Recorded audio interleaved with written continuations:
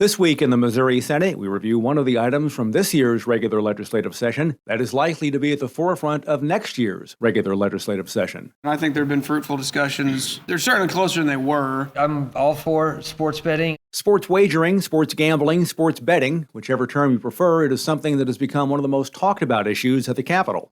This year, we saw House Bills 2502 and 2556 move to the upper chamber, but not advance. When states bordering Missouri adopted this, Missouri senators found themselves talking about sports betting more often. This includes Missouri Senate Majority Floor Leader Caleb Rowden of Columbia, who talked about House Bills 2502 and 2556 specifically on May 5th, a week before the end of the regular legislative session. And I think there have been fruitful discussions with Senator Hoskins and some of the folks from the casino side of things. They're certainly closer than they were. I think Senator Hoskins has alluded to the potential of doing something that wouldn't include VLTs. There's movement there. If it gets done in the last week, I'd be a little bit surprised, but I'd love to see it get done. And I think the House could take some action on that. VLTs are video lottery terminals, another subject that has been on the minds of many Missouri lawmakers over the past few years.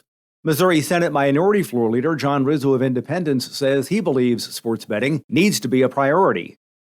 If I go back home next May or I'm at my next fantasy football draft without sports betting, they're going to put me out on a rail. We got to do whatever it is we need to do to get done. My constituents want it, but more importantly, it's something that this state needs to get done. At the same time, lawmakers have been looking at ways to further regulate or do away with so-called gray machines.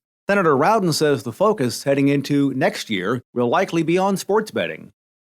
This is a mind-numbingly frustrating issue. I have a different district than folks in Southwest Missouri and Southeast Missouri. I understand that, but I actually hear about this sports betting as anything else. It's one of those things that just gets caught in the crossfire of a whole bunch of stuff. I'd love to find a way to separate some issues and take up or down votes on things and let the will of the body dictate the outcome.